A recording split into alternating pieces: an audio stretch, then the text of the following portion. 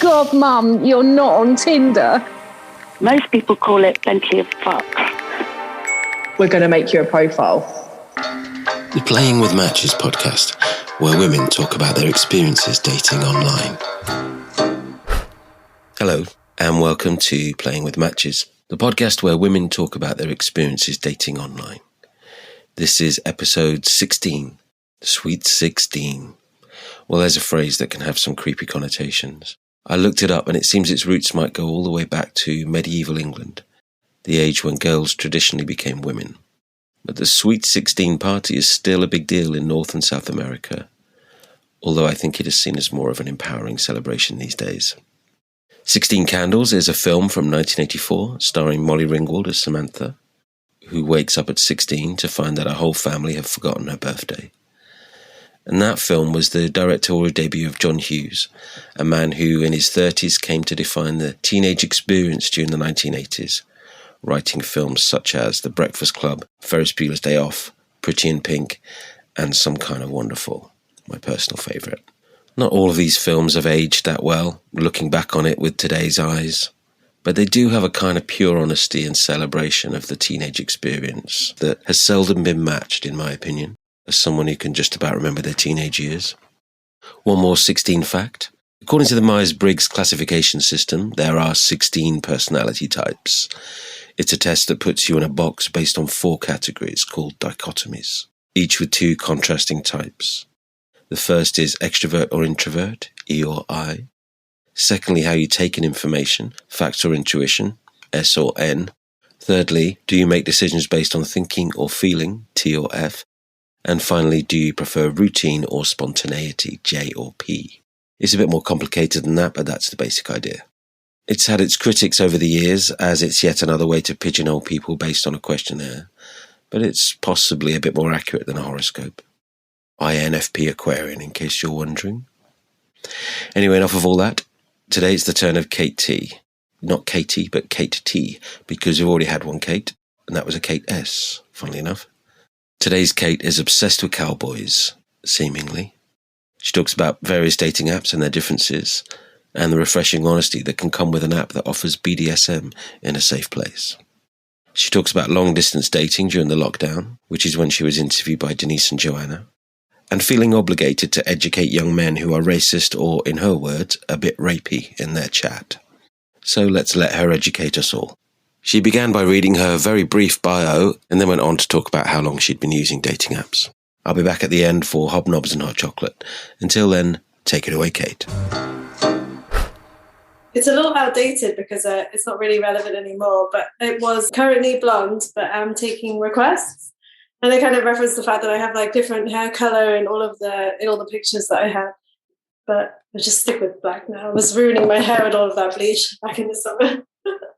I think I first went into them properly in about 2017, off the back of a bad relationship. And I didn't really know where to start. So I think at some point in the time between then and now, I've been on all of the apps. I just like hovered from one to the other. You start with Tinder, and then I don't know if you guys have heard of like Bumble, and the one beginning with H, is it Hinge? I think those 3, I would like flip between the 3 of them for a while. But I think Tinder is like the main one that most people use, I think. Tinder is more like people just want to meet up and shag. And yeah, I think that on people who go on another app, just by choosing the other app, they sort of like are saying that they're not just about that. It's very quick as well. Most interactions I feel like are really short, and they're like, what are you doing now? And I'm like, oh, it's a bit forward. I found it a bit of a hassle, really, because no one really wants to be the first. So I'd always have like the exact same sentence for every time it happened, so that I didn't have to think of something new every time. I think it was just like, hey, how are you doing today? Or like a little cowboy emoji, maybe. I don't know. I think 2017 or 18, so on and off for the last 2 or 3 years. I think I've made a lot of friends, actually more friends, I think, than anything over using the apps, because you meet up, you go have a drink, and then something might not flourish, but if you have a good time, then I know that I've got like 2 really good friends that I've made because we met on the app, and then, we didn't really connect in like a romantic way, but now we're just good friends, which is kind of nice. I find that always like a really fun thing to talk about, because people always want to say that to meet someone organically is like the better way. And they're like, oh, But I think that there's a lot of benefits that come from the online version of dating that fit more to the time that we're in, because it's all very well and good saying like, oh, I'd like to go to a bar and just meet someone. But I feel like it's a lot more dangerous now, or it feels like it is, to just go and do that. Whereas there's a lot more barriers between you and this other person that you can overcome when you want and on your own terms, which I think is important. It makes me feel a lot more safer when I'm dating as well.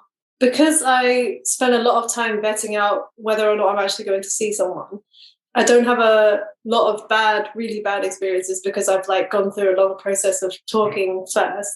But I think that there is a lot of like maybe people that it could have been a bad experience if they had gone further than the app. I find that I do a lot of like educating people when I'm on Tinder, or people just being rude or very presumptuous or just racist on the app, and then you have to sort of like sit down and be like, oh, now I'm going to spend another half an hour telling you why it's not okay for you to fancy me just because I'm Chinese or something. In a way that's good, because I can just see that message and I can just block it, as opposed to like if I was in public, someone might be harassing me in a bar, I can't really get away from it. I made it sound like I've got a real system. I think it's more of like just I don't have like a little checklist that I'm like, oh, okay, so we passed this test and we're on to level 4 now. Let me get my book out. I think it's just like getting to see what, when people say what the vibe is, and, just seeing if you have chemistry and get to know more about the person and the other aspects of their life, like what they do for work. Actually, one thing that is maybe not like a test, but I always notice how people talk about their ex-girlfriends. And that could always be like a red flag or a white flag thing for me. If people are like, oh, all my ex-girlfriends are bitches and they're all crazy, I'm like, you're crazy. And they're probably all same women. Yeah. I'm like, okay, there's one common denominator here. I talk with my sister a lot. She's a bit younger than me, and she does a lot of online dating as well. She always has this idea that you need to sort of hide bad things or things that she thinks is bad about herself. So like if she's just gotten out of a relationship, she'll be like, oh, I can't let him know this. But I'm very much like, just be totally open 100%. And then if they don't like that, they don't like that. And it's a lot easier than, oh, maybe I've tricked someone into being into a relationship with me, or a version of me that I'm not even am. So always just be open and then hope that you get the same back. And then you don't have relationships that are like full of lies or anything. But I thought it would be cool to talk about me and Alex, because we started talking last March in 2020. And that was fun, because I think that so I actually went back and had a look, and I found out that the first time we met was on the 27th of March. I think that was just after the lockdown was enforced. We were messaging each other, and then on the 27th of March, he said, with the situation being what it is, shall we have like a Skype date? And I was like, well, okay, really excited for that. And so we sat down, and I had my glass of wine, and he had some beers, and then it got to like 11 o'clock, and we were having loads of fun. And I said, like, where are you staying? And he was like, oh, I'm staying here. And I was like, that's just down the road from me. And I was like, oh, okay, I'm just gonna come over. I know that's crazy. And I said, oh, let's go for a socially distanced walk. So we walked all the way around town, and then I stayed at his place. And then the day after that, he went up and moved to Newcastle for a couple of months, because he was like, for the lockdown, I might as well not be paying rent to be here, basically. I didn't know at the time that he was going. No, I think it was after, because I think he decided very last minute as well. He just thought, oh, well, this lockdown clearly seems quite serious. I think I'm just going to go. And I was like, oh, we just met. I know I wasn't going to see him again. And then I thought maybe that's it, like he's going away now. But he was still really keen to like do all of the virtual stuff. So we were watching films together online and like just chatting most evenings. It was really nice. I think I messaged him first. I just said, hey, cowboy, how are you doing? Or something like that. I'm obsessed with cowboys. And then just a bit of friendly chat. And then he said, let's just talk over video call. And I quite like that, because, there's only so much you can get through texting someone, but a video call is like a really good way to know if you get along or not. But he came back in the summer when everything started to open again. The few months that we were apart, that was really useful for me, because when I was this like beginning of early 2020, around this time I was a bit like fragile. I had like a bad relationship I had come out of, so I had this sort of contrast of really wanting a boyfriend and really being quite lonely, but at the same time being very much afraid of men and being like, I don't want to be near any of you. So being really far away from someone and still having a connection was perfect. It sort of came at the perfect time for me. So we spent months just chatting, and I didn't have to worry about him, there being a man in my house that I didn't want ever. And then by the time he did come back, it was like we really knew each other. We felt really safe. And yeah, it just worked out really perfectly. That bad relationship was actually way before. The trauma just lasted for ages. So I think it was a year fully. And in that year, I was doing a lot of like partying and maybe seeing people through partying and not maybe through the apps. In the end of 2019, I got a job, which is like a 9-to-5 office job. And I'd never had anything quite so like grown up before. So less partying and less free time to myself. So the dating had to change. It wasn't like I was going to keep going out clubbing every day and have fun with party people who are also, I find that party people don't make good boyfriends as well. They just, that's all they want to do. So that was it. I don't think I've seen many like catfish scenarios really. You'd think that I'd see more. It must just be because I'm so picky. One thing that could have been worth noting with like the year that we've had is that all of the safety benefits of online dating, like I said, like having time to get to know someone, and a lot of apps, they offer like video call so that you can see someone before you actually go and see them, make sure that they are who they say they are. Most of these things weren't really being utilized before lockdown. I think that people would still meet someone, not chat for very long, and go and meet up, whereas like the actual taking it slow, getting to know someone was always an option, but people weren't really doing it, I don't think, until we had to. I think Tinder's very much like just go, go, go, yeah. It's a quick fix kind of thing. Like chemistry is something that's built over time anyway. You can have like a bit of a vibe, but a good connection needs like a lot of in-jokes, a lot of shared experience, and that's what makes like a really good connection, I think. Yeah, and getting more and more important each day, I think. I'm quite worried that my boyfriend might break up with me and I'll have to go back to dating again. That's like a big thing because it's such a mess. There's another app that I've been on, but I can't quite remember the name of, but it was more of like an app for people who are looking for like BDSM kind of things. And that was an interesting app because the people on there were really like transparent. Is that the way? So they're like very open, and I feel like the experiences I had when I was talking to people on that app were all positive. And when I went into it, I was a bit scared because it was like in a whole new world and I'm quite young. But that app was like one of the most honest ones because I feel like one of the cornerstones of BDSM is like being really open and like trusting and everything. So I think it was called Field. Everyone on there is really like open, and everyone wants a common goal of everyone to just enjoy themselves and feel safe. So that was a really nice welcoming space, I think. It felt like Hinge was like a young kid trying to play in the world of sharks that is Tinder and Bumble. Like they were so successful. And when Hinge came along, I was like, it seems a bit like small in comparison. And I also found that like most of the people I was seeing on Hinge would have the same answers for the same questions, like the same joke so I was just like flicking through loads of profiles that looked exactly the same. And I was like, oh, that's some imagination. I find sometimes it's weird that because things like Tinder and Bumble, like if you're in the area, people can see you. So I find it very weird when someone stops you in the street and says, oh, I've seen you from Tinder, and you forget that you have a profile that's just out there.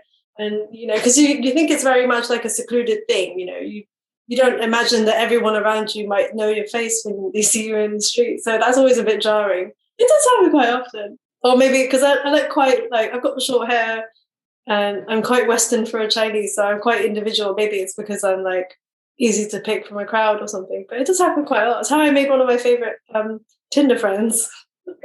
I was at a bar and then he was like, oh, I know you, you're Kate. And then, and instead of saying where he knew me from, he just said the facts that I had on my profile. He said, oh, you're Kate and you work at this. And I was like, whoa, that's really creepy. And he said, oh, I know this because I saw you on Tinder. And then I was like, oh, okay, that's also weird, but at least it's less weird. And then I think we tried dating, but that didn't work, but we're still really good friends. So I guess good things can come of it that way. There's one guy who I met up with and we actually like kind of did date, or we were seeing each other for a period of time. And that was going super well. And then I think maybe at the time he was more into it than I was, and I said, no, I'm going to step back away. And he was quite upset. So I didn't talk to him again for like a year and a half. And then when I got this new office job I was telling you about, I was thinking about the job that I had, and I was like, it sounds really similar to this one that he had. So I just had a look to see if he was anywhere near the department that I was. And then it turns out that he was like essentially like a few roles above where I was going to be. So I messaged him like, oh, I'm joining your company. I'm going to be like down here. Come and say hi. And then we start talking again. And now we're good buddies. And now I always have like a connection a bit higher up. I can be like, oh, I know him. Which comes in handy every now and then. It's also really annoying the fact that like sometimes you do just get, so either people being like, oh, I like the fact that you're Chinese, and then sort of really playing up on this, and or people saying that they have yellow fever or Asian persuasion, I find really uncomfortable. And then I have to talk about why, fetishization isn't very good for our community. And then, or alternatively to that, they'll just be like overly sexual in like a really gross, explicit way, but like too early in a conversation as well, like so right off the bat, someone will say something really like, I will say something like, does that really get you results? Is that the kind of behavior that you really want to be like exhibiting? And then I waste a lot of energy talking to people I don't want to talk to and telling them why they need to do this. And then I'm like, why am I doing this to myself? This is so mentally taxing. I mean, I could just block them. Everyone sometimes feels that they've got like some kind of moral duty if someone shows weird or sometimes even like rapey behavior over what they're saying. And then if I don't say something, maybe he's going to go out into the world and do something to someone else.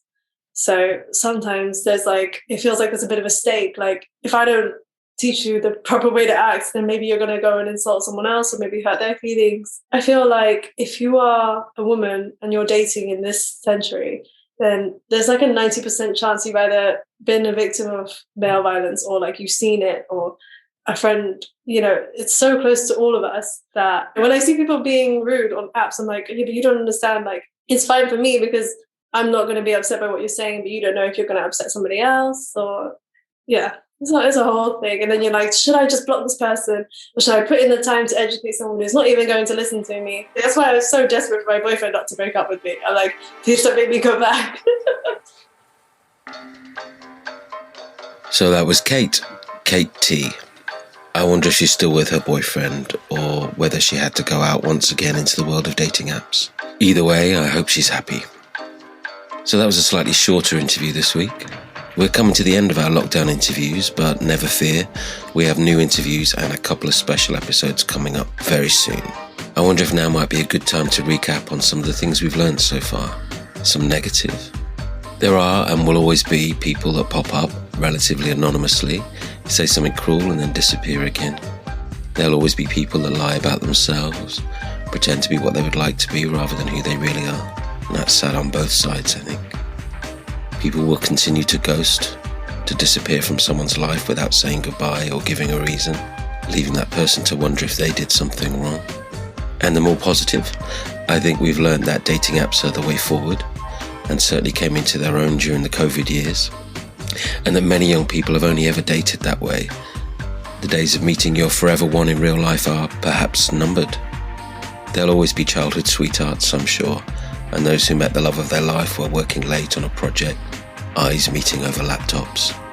But maybe there'll be less talking to strangers, less chat-up lines, less drunken one-night stands. Maybe not. But it does seem that apps have their place as an initially safe physical space to meet somebody new. And I think we've also learned that there are some great stories to be told, and we'll have a brand new one for you next week. If you have any stories of your own, or maybe would even like to be interviewed yourself, then do drop us a line at playingwithmatchespodcast@gmail.com. There's a link to that in the show notes, and there is also a link where you can send us a text. I haven't tried that one yet, so let's see how that goes. Give it a go. Thank you so very much for listening as always. Thank you to Denise for her interviewing skills, to Elle for her editing skill, to Jen for all her skills, and to Joanna for helping make these interviews happen. So until next week, good luck out there and on there. Bye-bye.